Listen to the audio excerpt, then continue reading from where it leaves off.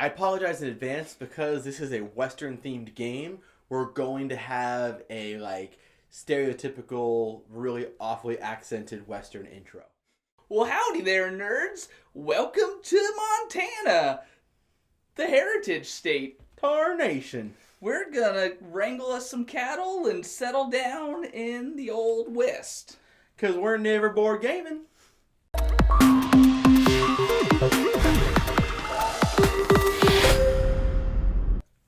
Oh, it just makes you cringe, doesn't It's it? awful. I hate it so much. So, Montana is a... Flyover state. Yeah. It's worker placement, tile placement, I resource guess worker collection. placement's the biggest thing. It's a blend. It's definitely one of those modern Euro blend where they take a bunch of Euro mechanics and blend them into a somewhat Americano game. Yeah, I feel like the worker placement definitely has the heaviest, part of the Tile game. spinner. Oh, yeah. We wait. forgot how the most important mechanic in the game. There's a spinning wheel. Yeah, they did a good job of bringing it back, though. There's Yeah. not many games that you can throw a spinner in and actually make it work. The game is a race to see who can build all of their settlements first. The worker placement is how you actually collect all the resources you need to actually build your settlements. Yeah, when you're collecting resources, definitely don't forget about the pumpkins. You're thinking I'm building settlements. Pumpkins are not that important. They are. They are.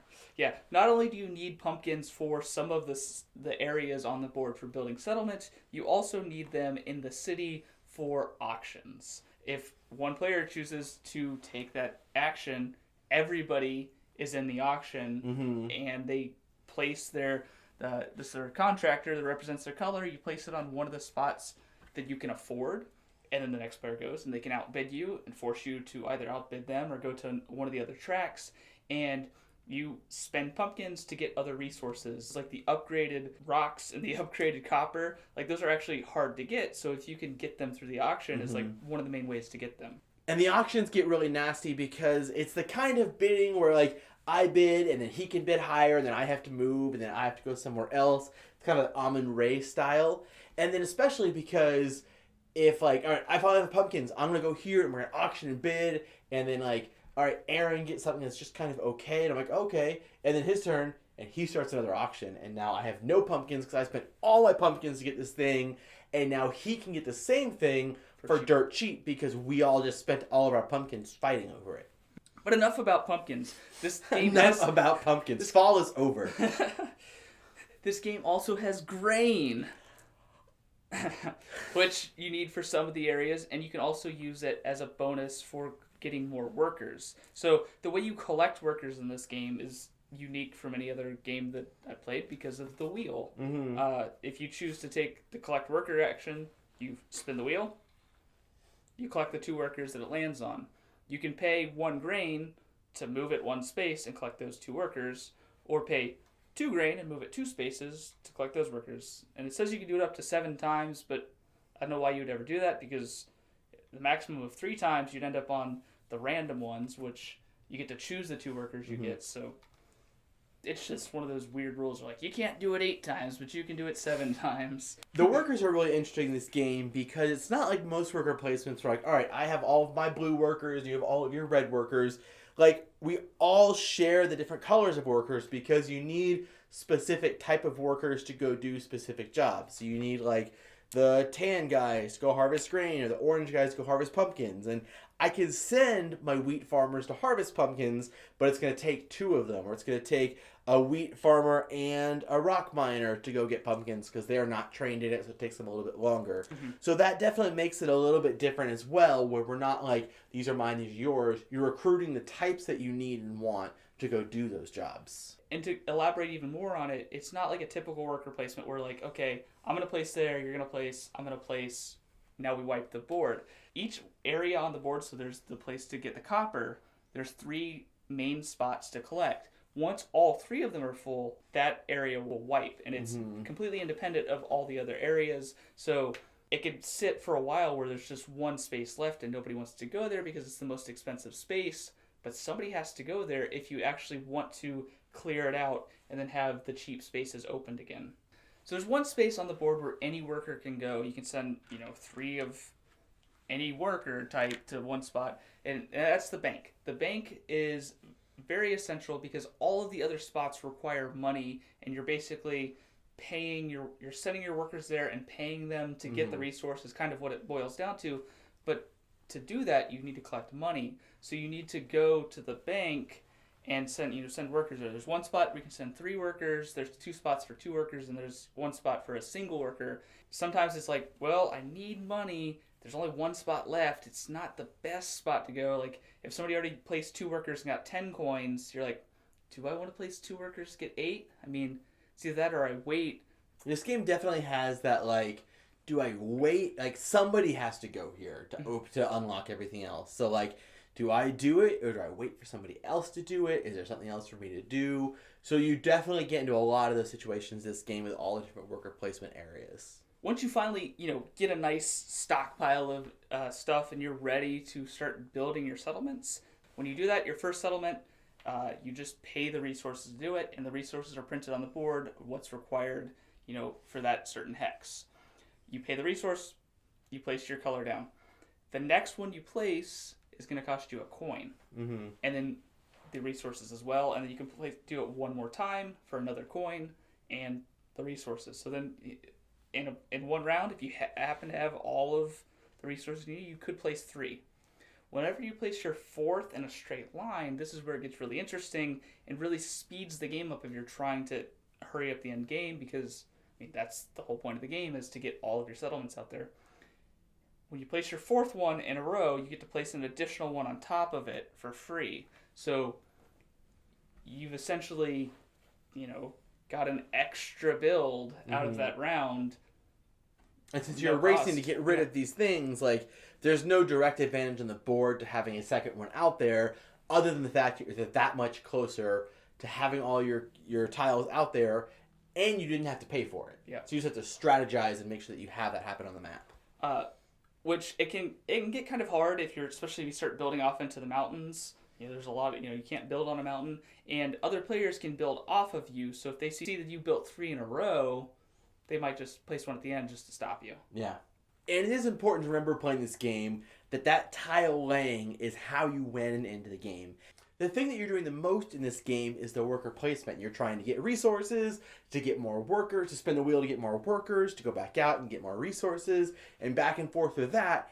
And then once you have all the resources you need, then you go build settlements. And then you go back to the back and forth of, like, getting resources, getting money, getting workers, getting resources, getting money, getting workers, and back and forth until you can then go build more settlements. And I had a trouble getting really hung up over in the worker placement side of it, and then being like, oh yeah, the reason I'm doing all of this is to get settlements out there, not to get resources or not to get money. So I feel like it can be easy to get hung up on that because you're spending so much time over here that you really need to have, like, a clear goal in mind. Not just like, oh, that's available. That's a good thing to do. I'm going to go do that. But have a plan of, this is what I'm trying to accomplish. I need 4 copper and a pumpkin and a wheat. So don't be spending all your time collecting rocks if you're not actually aiming for a rock territory. I also get distracted when I was doing settlements because there's all these beautiful cows out here. Cows are awesome. And if you build a settlement where there's cows, you just get that cow, and then later on in the game, you can choose to slaughter that cow and trade it for resources or money or work. You slaughter it. Like, they don't say that, but that's what happens. You slaughter the cow. Just says, exchange a cow for a resource of your choice, or take a cow, get rid of it, and you get money. How does that happen? Somebody wanted a cow to ride. That's illegal, Aaron. You can't ride cows. This player board is perfect. Like, I think it does a really excellent job of having your player aid printed at the top and a space for everything. It has a space for your grain and your pumpkins and your rocks and your copper. It has a space to hold your coins. It has a space to hold a canteen if you're lucky enough to collect one. Like, oh, sweet. Fits right there. It has 8 spaces to collect all your workers. And it has a pen to hold your cows. Like, it's just all there, and it's perfect. And, like, they printed the color of each player on each board, so you just, like, look down at your player board, you're like, oh, I'm blue. There's space for all my stuff. Very clear, because there's a lot of games that have, like, solid player boards, but it's like, all right, here's your player board, and then like put your money somewhere and put these tokens somewhere. Yeah, But like this really does a good job of keeping everything organized right here. And while it may spill off, like that's your fault. You may have noticed in some of the pictures we have flying around up there, we have the upgraded workers, which have the printed on overalls, and we have upgraded coins, which are metal. They don't change the gameplay at all, but if you like pimping out games, you should opt to get them if you can find them. The rest of this, the printed grains and the printed copper and stuff, that comes in the Heritage Edition. Mm-hmm. Like that's how it comes. Like, you know, these cool little cows, like that's what you're gonna get with the game. If you want to go the extra mile and find the workers with the overalls, and you want, like, you know, the wooden canteen that comes with that as well, and the metal coins, like, go ahead and get them. This game it's a race, and if you don't like games that just end abruptly, you might not like this game. Yeah, it's definitely not like, all right, we're getting there, and here's the climax. It's just it's going, and one person's like, all right, and that's the game. Yeah, like you gotta pay attention to everyone. You need to see how many settlements they have left, because you might need to start blocking people if they're getting close to finishing their settlements. Especially if they can end the game with that like fourth bonus one, and you're like, okay, they have 4 left, they can't do it this turn, and then they do. I definitely had a game or two where I was just getting into it. I'm like, yeah, sweet, I'm getting all this stuff, and then, oh, you just ended the game? Like, okay, I have one more action, oh god, I can put out a couple more, but you're gonna win. Like, if I can happen to get all of my stuff out, then we'll go down to the tiebreakers and stuff. You know, who has the most cows, who has the most coins, who has all that extra stuff. But it ultimately comes down to getting all of your settlements out there. And if you don't watch other people, like I said, they can get them out there quick, and then you're just like, oh. Or if you're like me and you get so caught up with like the worker placement and the auction and everything going on over here that you're like, oh right, I was like, even I think when we were playing the first time especially, it was like 3/4 of the way into the game, or I was like, there's no way I'm gonna win. Like, I have not been doing enough over here because I felt like more happened over here. So when it comes down to it, I really like Montana. You know, it's a race kind of game, and that, you know, usually doesn't sit well with me. It works in this game. You know, we're all heading out west. We're trying to be the first ones out there kind of thing. You know, we're trying to be the first to settle down and conquer the territory of Montana. But the other things in this game, the worker placement, you know, having the spinny wheel, even though it's like unnecessary, like just these like little touches here and there, having like really high quality components, like makes up for it.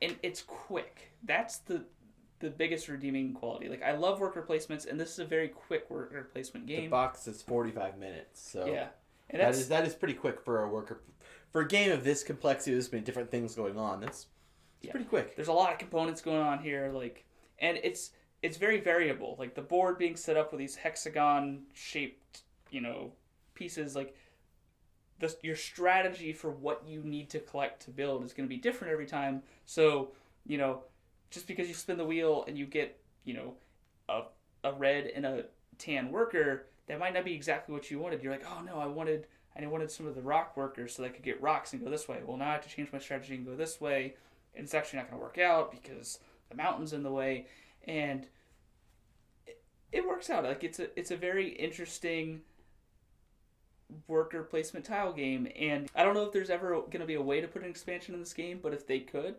I would like to try it. I thought this game was good. It definitely wasn't one that I'm like itching to try again. I'm definitely happy to play it again. I think that part of it is that like settling in the West games is kind of a crowded market. It's kind of like the next zombie game, and there's a lot of them out there. And so to say that like this is my favorite of those, and to have all these other ones to choose from, this is the one I'm gonna pick. I don't know if I would necessarily pick this one first, but it's definitely one that like Aaron's like, let's play Montana. I would definitely be happy to play it again. It has a lot of unique aspects to it. The spinner, it's pretty gimmicky, but it is a fun way to do it, and it's got that nostalgic, like, I remember being as a kid playing all the different games, you know, Twister and Life and all these other things where you had the spinner.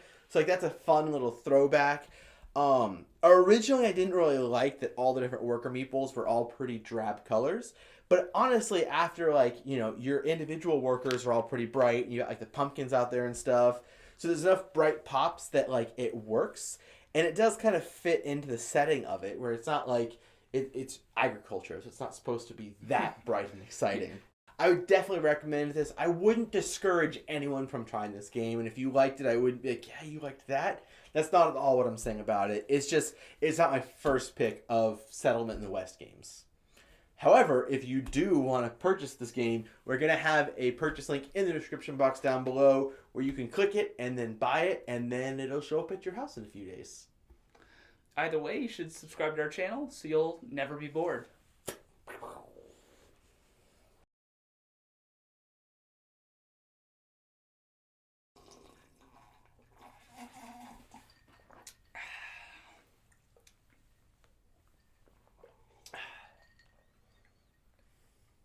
Fancy City Slicker. Wait, that'd be me. Well, howdy there, folks. So we do every Western game.